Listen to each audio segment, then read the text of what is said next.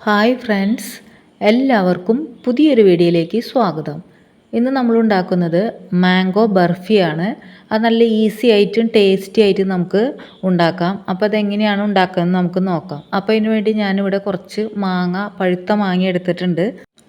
അപ്പോൾ നമുക്ക് ഈ മാങ്ങയെല്ലാം മുറിച്ച് ഇതിൻ്റെ ഉള്ളിൽ നിന്ന് മാങ്ങ എടുത്ത് നമുക്ക് മിക്സിയുടെ ജാറിലേക്ക് ഇട്ട് കൊടുക്കാം. ഇപ്പോൾ നമ്മൾ മാങ്ങയെല്ലാം മിക്സിയുടെ ജാറിലേക്ക് ഇട്ട് കൊടുത്തിട്ടുണ്ട്. ഇനി നമുക്കിത് നന്നായി അരച്ചെടുക്കാം. അപ്പോൾ നമ്മളിത് അരച്ചെടുക്കുമ്പോൾ വെള്ളം ചേർക്കാണ്ടാണ് അരച്ചെടുക്കേണ്ടത്. അപ്പോൾ ഞാനിവിടെ ഇത് അരച്ചെടുത്തിട്ടുണ്ട്. അപ്പോൾ മാങ്ങ നമുക്കിവിടെ മാറ്റി വയ്ക്കാം. ഇനി നമുക്ക് വേണ്ടത് തേങ്ങയാണ് വേണ്ടത്. അപ്പോൾ ഞാനിവിടെ തേങ്ങ ബ്രൗൺ കളർ കളഞ്ഞിട്ട് ചെറിയ കഷ്ണങ്ങളാക്കി നുറുക്കിയെടുത്തേക്കാണ്. ഇത് നമുക്ക് മിക്സിയുടെ ജാറിലിട്ട് ഒന്ന് അടിച്ചെടുക്കാം. അപ്പോൾ നന്നായി ഇതൊന്ന് നമുക്ക് അടിച്ചെടുക്കാം. ഇപ്പോൾ ഞാനിതെല്ലാം നന്നായി അടിച്ചെടുത്തിട്ടുണ്ട്. ഇനി നമുക്കിതൊരു പാനിലിട്ട് നന്നായി ഒന്ന് ചൂടാക്കി എടുക്കണം. ഇതൊന്ന് ഡ്രൈ ആക്കി എടുക്കണം. ഇതിൻ്റെ കളറ് മാറേണ്ട ആവശ്യമില്ല. ഒന്ന് നന്നായി ഡ്രൈ ആക്കി എടുത്താൽ മതി. ഞാനിപ്പോൾ ഇത് നന്നായി ഇളക്കി ഡ്രൈ ആക്കി എടുത്തിട്ടുണ്ട്. ഇനി നമുക്കിതൊരു പാത്രത്തിലേക്ക് മാറ്റി വയ്ക്കാം. നമുക്ക് ഇനി ഇത് പാനിൽ നിന്ന് മാറ്റി വയ്ക്കാം. ഇനി നമുക്ക് ഈ പാൻ തന്നെ അടുപ്പിലേക്ക് വെച്ച് കൊടുത്ത് നമ്മളിവിടെ അരച്ച് വെച്ചിട്ടുള്ള മാങ്ങയുടെ പൾപ്പ് നമുക്ക് ഇതിലേക്ക് ചേർത്ത് കൊടുക്കാം. ഇപ്പോൾ ഇവിടെ 1.5 ഗ്ലാസ് മാങ്ങയുടെ പൾപ്പാണ് ചേർത്ത് കൊടുത്തിട്ടുള്ളത്. ഇനി നമുക്കിത് നന്നായി ഇളക്കി കൊടുക്കാം. ഈ മാങ്ങയുടെ പൾപ്പ് ചൂടായി വരുന്ന സമയത്ത് നമുക്ക് ഇതിലേക്ക് ചേർത്ത് കൊടുക്കേണ്ടത് പഞ്ചസാരയാണ്.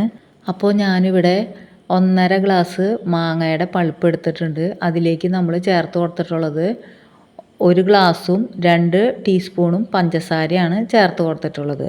പിന്നെ മധുരം കൂടുതൽ വേണ്ടവർക്ക് വേണമെങ്കിൽ കൂടുതൽ ചേർത്ത് കൊടുക്കാം. അത് ഓരോ മാങ്ങയുടെയും മധുരത്തിനനുസരിച്ച് വ്യത്യാസം ഉണ്ടായിരിക്കും.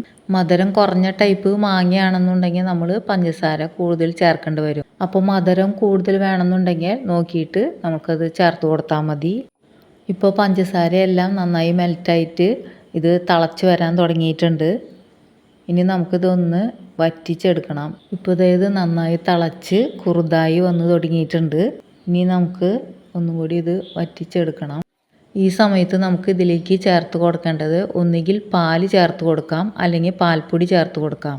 ഞാനിപ്പോൾ 3 ടീസ്പൂൺ പാൽപ്പൊടി ചേർത്ത് കൊടുത്തിട്ടുണ്ട്. ഇനി നന്നായി ഇളക്കി എടുക്കാം. പാൽ ചേർക്കുകയാണെങ്കിൽ ഒരു 1/4 ഗ്ലാസ് പാൽ ചേർത്ത് കൊടുത്താൽ മതി. എന്നിട്ട് നന്നായി ഇളക്കി ഇത് വറ്റിച്ചെടുക്കണം. ഇപ്പോൾ പാൽപ്പൊടി നന്നായി മിക്സായി വന്നിട്ടുണ്ട്.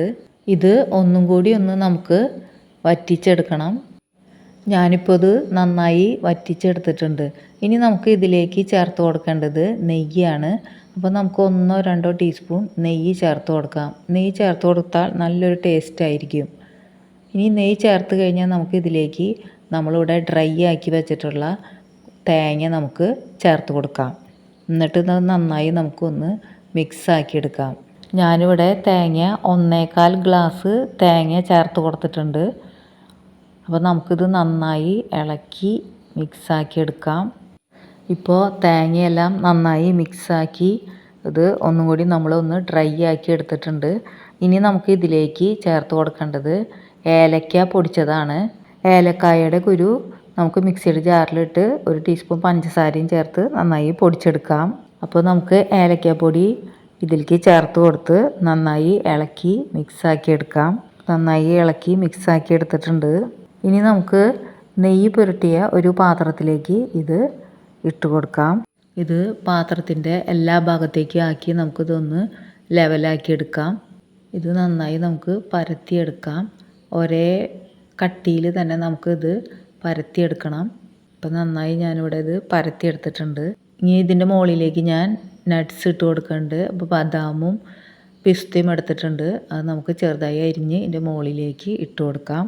ഈ നട്ട്സ് ഇട്ട് കൊടുത്തതിന് ശേഷം നമുക്ക് ഒന്നും കൂടി ഒന്ന് പ്രസ് ചെയ്ത് കൊടുക്കാം. കയ്യിലുകൊണ്ട് തന്നെ നമുക്ക് ഒന്നും കൂടി ഒന്ന് പ്രസ് ചെയ്ത് കൊടുക്കാം. ഇനി നമുക്കിത് സെറ്റാവാൻ വെയിറ്റ് ചെയ്യാം. ഇപ്പോൾ അത് നന്നായി സെറ്റായി വന്നിട്ടുണ്ട്. ഇനി നമുക്കിത് മുറിച്ചെടുക്കാം. നമുക്കിത് സ്ക്വയറായിട്ട് മുറിച്ചെടുക്കാവുന്നതാണ്. ഇപ്പോൾ അല്ലാതെ ഞാനിതിങ്ങനെ മുറിച്ചെടുത്തിട്ടുണ്ട്. ഇനി നമുക്കിത് ഓരോ പീസും മറ്റൊരു പാത്രത്തിലേക്ക് മാറ്റി വയ്ക്കാം. അപ്പോൾ നമ്മുടെ നല്ല ടേസ്റ്റുള്ള മാംഗോ കോക്കനട്ട് ബർഫി ഇവിടെ റെഡി ആയിട്ടുണ്ട്. അപ്പോൾ എല്ലാവരും ഒന്ന് ട്രൈ ചെയ്ത് നോക്കണേ. അപ്പോൾ വീഡിയോ ഇഷ്ടമായാൽ ലൈക്ക് ചെയ്യണേ, ഷെയർ ചെയ്യണേ, സബ്സ്ക്രൈബ് ചെയ്ത് സപ്പോർട്ട് ചെയ്യണേ. അപ്പോൾ അടുത്ത വീഡിയോയുമായി വീണ്ടും കാണാം. Thank you for watching.